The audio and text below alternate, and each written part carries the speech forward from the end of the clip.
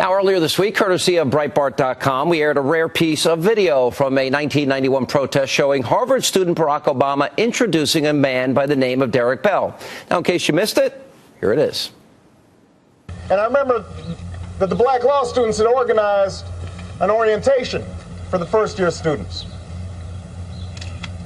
And one of the persons who spoke at that orientation was Professor Bell. And I remember him sauntering up to the front and not giving us a lecture, but engaging us in a conversation. Open up your hearts and your minds to the words of Professor Derrick Bell. Now, after he said, open up your hearts and minds to the words of Derrick Bell, well, then student Barack Obama hugged him. Well, Mr. President, that's exactly what we have now done over the course of the last 48 hours. And some of the words that we have uncovered are pretty disturbing. In fact, I think it's obvious why your friend, Professor Ogletree, went to great lengths to hide that protest footage during the 2008 campaign. And so tonight, we will reveal a whole series of Derrick Bell's controversial statements.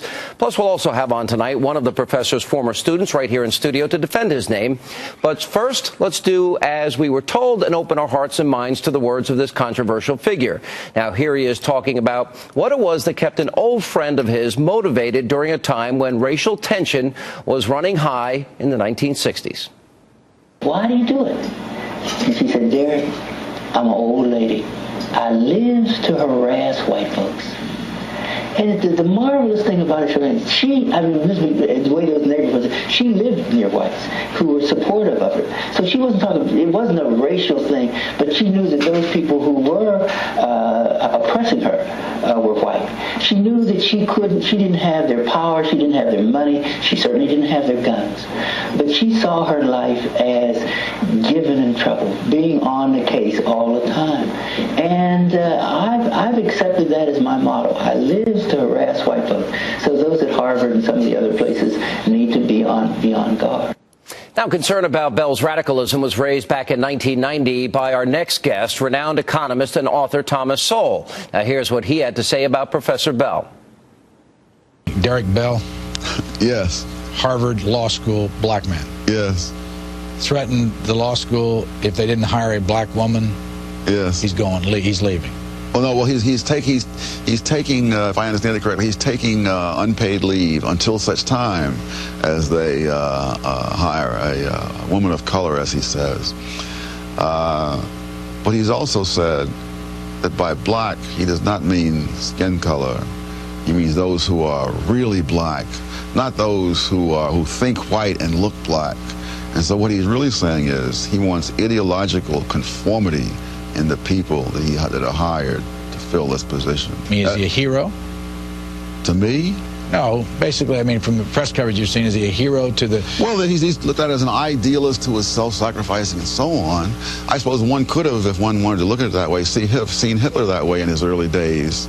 It's just a question of where that kind of idealism leads. He has launched a despicable attack on a young black professor at the law school who doesn't go along with this.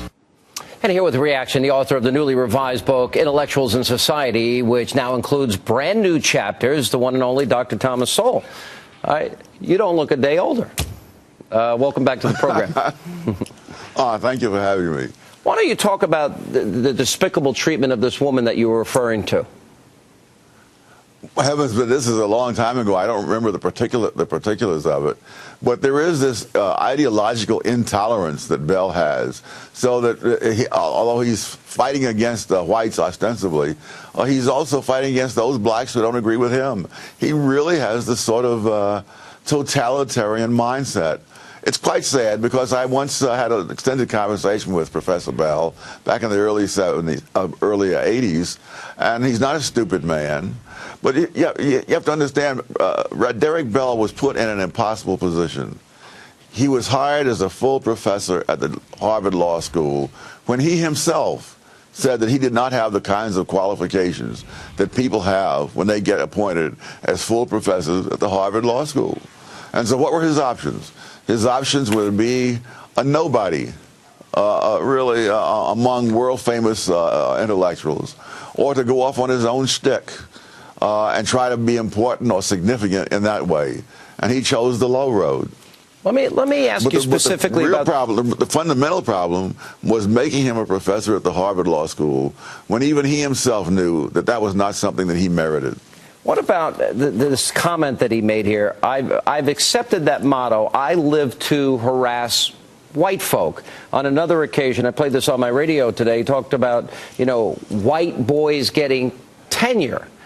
What does it say about him? And as we look at this portrait of Barack Obama and Ayers, Dorn, Wright, Flager, Alinsky, Resko, Acorn, and the way he's governed, what does it tell you about the president? That he too is not someone who is. He's turned his back on the ideal of a colorblind society, and he's really for a getting even society, a revenge society. And I think that the appointment of Eric Holder and Eric Holder's behavior as Attorney General shows that same mindset. It's very ugly. It's particularly ironic in the case of Bell because at one point in his career, he fought against racism. And now he seems to have metamorphosed into someone who thinks that racism should not be eliminated, but simply put under new management. Are you talking specifically about Holder or about the president? You said the president turned his back on the concept of the idea of a colorblind society.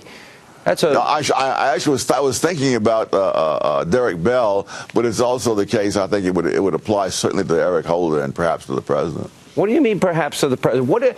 You see, for example, I think it's more ideological. The person that I am most concerned that he hung out with more than anybody. I didn't like Reverend Wright at all. I don't know how you sit there for 20 years. GD America's chickens have come home to roost. But I really am frustrated that the media did not vet him in 2008. How do you hang out with an unrepentant terrorist, give speeches with him, start your political career on his home, sit on boards with him, and get asked one question during a campaign season about that? Would that ever happen to a Republican? Not that I know of. But it's one of those cases where people, they have made up their mind what they want to see in someone. And really, they're going to explain away anything that deviates from that. To try to talk, it's like having a friend who has gotten hooked up with some very bad woman. And the question is, are you going to try to tell him what's wrong with her, which is probably not going to change anything except to lose his friendship. And I think people have that.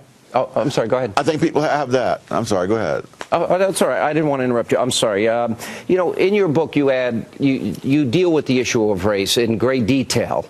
And one of the things Professor Bell said was racism is a permanent part of the American scene. In your book, Intellectuals in Society, you add these new chapters.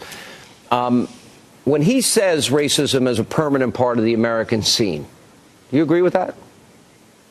No, but I think it's a permanent part of the thinking of people who have a huge vested interest in racism. I think of a phrase used by Dinesh D'Souza a few years ago, that there are many black leaders who publicly claim that racism has not abated, but who privately are worried that it has, because where are they going to be without racism?